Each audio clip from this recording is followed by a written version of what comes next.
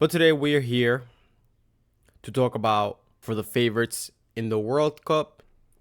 We're gonna jump into the favorite national teams. But for those that don't know, esto es pase ambidiestro, ambidextrous pass, fútbol honestamente, soccer, football, honestly. And we're going, and starting off the bat, the betting markets and projection models have established France, Spain, England, Brazil, Portugal, and Argentina in that order. The most favorite is France, then Spain follows, then England follows, then Brazil, then Portugal, then Argentina. Those are the most favorite national teams of this World Cup.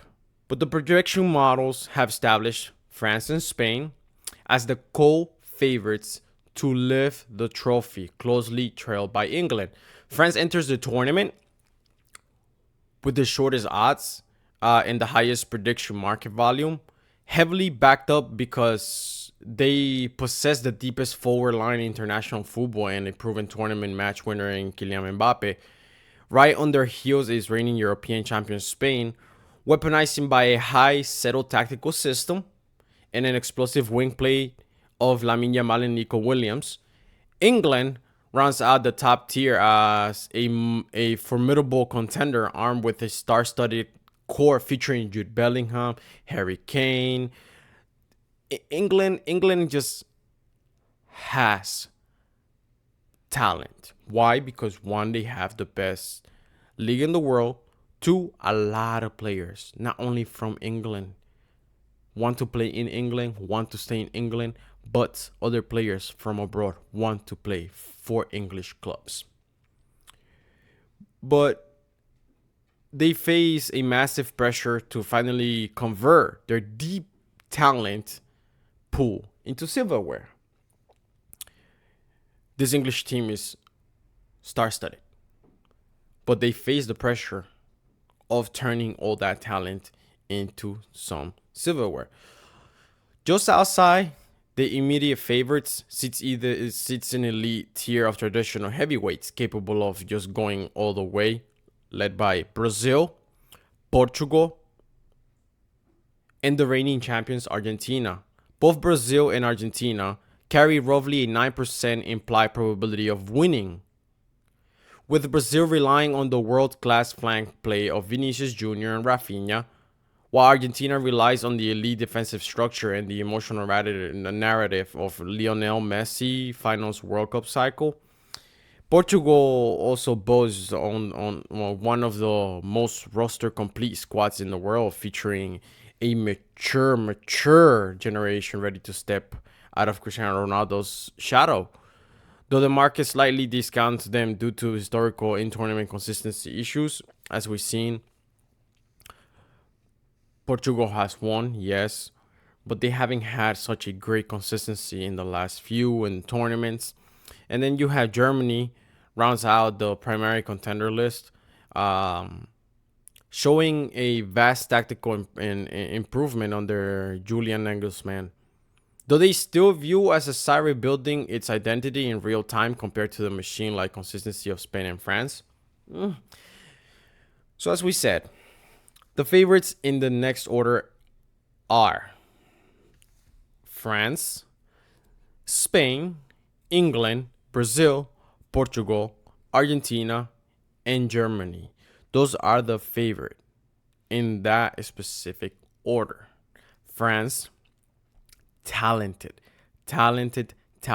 a lot of great players, a lot of stars, and more than anything, stars on the pitch and stars on the bench. Spain, talented players, great system. They are reigning European champions, and they have explosive wing play. England, they just have a great squad, star-studded core. Brazil, they have Vini, Raphinha, some great midfielders, talented squad. Portugal, another team, talented squad, great midfield. some great defenders. They have one of the legends, a living legend, Cristiano. Yes, he's on his last World Cup cycle too, just as Lionel Messi. It would be amazing to see El Bicho win a World Cup, but that will be a job for Cristiano and this current Portugal squad to see if they can carry themselves all the way to the end of this World Cup. Each of these teams has great players, a system, but more than anything, they have talent. Talent, technicality, and a system. Some stronger than others. Why? Due to some players being better than others. That's just how sports are. That's how football, soccer is, if you really think about it. France has options. Spain, very, very backed by their system, their midfield, their identity of game. Portugal, great players, a great midfield, a system. Each one of these teams has something for them to be favorites for this World Cup. If it's not a system, it's talented players. If it's not a talented players, is a history of why these teams are often talked about, because there has been always talented, technical players as part of their squad. But for me, not that matters, but backed up by facts, numbers, names, and how each of these individuals contribute to their team. For me, France, Spain, Portugal have the team, talent, chemistry, and system to get there. While, probably very contradicting opinion, while England is full of talent, a system is still in the works for them. And it just feels like this national team is often missing some kind of grit with chemistry for their national team. So in other words, England is full of talent, 100%. A system is still being developed, is still being in the works, put in the works, still in the process of the works for them. And it just feels like the players in this English team, they miss some type of grit and chemistry for the national team. But each of these individuals of the English team, the English national team, they are very talented. They all play in great clubs.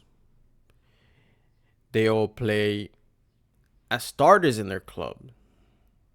England has a talent, but something has been missing in this English team. I have said it before, and now that it's World Cup time, I'm saying it again. There's some type of grit, a type of team chemistry for them to play for each other and for the English national team. Some kind of grit. These are great talented players, but there's something about this English team that they have to push a little bit beyond to tap in. England, best league. A lot of these English players, they play in the English league, so they understand what it is to play such a physical, technical, fast-paced, high-press football. They know what that is. And if these players don't play in the English league, they play with other clubs that are big around the world. So competition, physicality, technicality is all part of this English national team that we currently have for the World Cup. After having France, Spain, and Portugal as the favorites, we have Argentina, we have Germany, we have Brazil. Argentina will be there to make things uncomfortable, but this World Cup seems to be an open, race for France, Portugal, Spain, England, Argentina, Brazil. But personally, I believe that Spain is the most complete team in this World Cup. We saw what they did in the Nations League. Portugal wins the Nations League. Spain is the runner-up. But for me, Spain can definitely take it all. But if Portugal has a great competition, a great campaign in this 2026 World Cup, Portugal can definitely be the winner of this whole World Cup. Portugal can definitely be the winner of this whole thing. In the end, I believe it's going to come down to Spain and Portugal because, again, they have a system, they have the chemistry, and they have talented players. In some of these national teams, you have players that already play together at the club level. That is great. And when you play with each other all year round, that only enhances your chemistry. If your manager already has a system that is working well, your chemistry, your talent, and being around those other players all year round at a club level and national level, this is only an advantage. This is why we had Spain and Portugal in the Nations League final. You have a Spanish midfield that plays together. Pedri, Gavi, Olmo. And we can go on. There's other players in this Spanish national team that play together. There is a lot of players in this Portuguese team that play together in PSG. We know the three obvious ones: Joao, Neves, Vitinha, and Nuno Mendes. Those three play together. And then you have a forward, Ramos. You have 4 players that play together.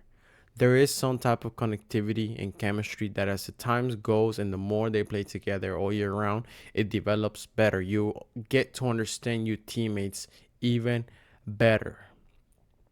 But again, France, Spain, Portugal, Brazil, Argentina, and Germany. Those are teams that can go for this 2026 World Cup. A lot of people believe that this World Cup is open to a lot of different nations. But as we go, we're going to see. Personally, this is my World Cup bracket. This will be the round of 32. We have Germany, Scotland, France, Sweden, South Africa, Bosnia, Netherlands, Morocco, Colombia, Croatia, Spain, Austria, USA, Switzerland, Belgium, Korea, Brazil, Japan, Ivory Coast, Senegal, Mexico, Ecuador, England, Congo, Argentina, Uruguay, Turkey, Egypt, Canada, Norway, and then we have Portugal, Ghana. In the round of 16, I have Germany, France, Bosnia, Morocco, Croatia, Spain, USA against Belgium, Brazil against Senegal, Ecuador against England, Argentina against Turkey, Norway against Portugal. And in the quarterfinal, I have France, Morocco, Spain, Belgium, Brazil, England, Argentina, Portugal. And lastly, our semifinal is France, Spain. I believe France has a lot of talent, but I'm keen to Spain having the right system, the right players, chemistry, technicality, and system. And we've seen this Spain team control huge nations full of talent and stars like France. We've seen that happen before. So, with knowing who France is and knowing who Spain is, I lean towards Spain in this game. For the other semifinal, I have Brazil, Portugal. Again, Portugal, system, chemistry, talent. Portugal shows that they have a structure of a system that they focus on, players that know each other, players that control the tempo of the game. And of course, you have a great legend who, no matter what people say of him not being at his top level, Ronaldo will always make a difference, whether it's scoring goals or opening space. Ronaldo will always make a difference. Brazil, very talented, jogo bonito, amazing squad, amazing players. But I believe there's still something missing in this Brazilian squad that is not the same. And football has changed so much that players, the Brazilian players, apart from their beautiful game, they have to become a little bit more open to playing a system. That's where football is nowadays, and I believe Brazil is still in that transition. But Portugal, after Ronaldo's long history of Portugal seems that they can get out of Cristiano Ronaldo's shadow, and this generation of players can definitely help Portugal get international trophies. And then lastly, for the final, I have Portugal winning against Spain. I lean towards Portugal due to the Nations League final. Spain was going in really strong, but Portugal ended up taking it. And yes, for Spain, it might have not been the best game because they went into a 2-2 draw. But experience in the penalties is what gets you the title at the end of the fight. Yes, Spain did everything they could. They played well tactically. They moved the ball. But in the long run, experience of playing overtime, experience of taking penalties, that also wins you titles. So if Portugal was able to take Spain all the way to extra time and penalties, I don't doubt that this Portugal team can definitely do it and can definitely give a meaningful title to the Portuguese people and add that to Ronaldo's cabinet. That will be the cherry on top, just like Lionel Messi. But I believe this Portuguese team apart from what Ronaldo has contributed for the history of Portugal, I believe the new and upcoming generations and this current generation of Portuguese players that are representing the Portuguese team will definitely and show that they want to step outside Ronaldo's shadow. And it shows. If this Portuguese team can win in the Nations League against Spain, they can do it again. But if Spain learn from their mistake, Spain will push to, of course, win their second World Cup. But that's my final. Spain against Portugal. And I believe Portugal has the chance wide open to take this World Cup and make history and send Ronaldo on a great farewell after all the history and all the contributions this Cristiano Ronaldo has had for the Portuguese team on this World Cup. And hopefully it makes positive history and it opens the doors to much more in football. But again, this is all for today. For those that are usually here with me, thank you all. For those that don't know, esto es Pase Ambidiestro, Ambidextrous Pass, Fútbol Honestamente, Soccer, Football. Honestly, if you like the content, please like and subscribe and always tune in every Monday and Thursday to summarize this 2026 World Cup that is taking place in the United States, Canada, and Mexico. Thank you all. Have a good one.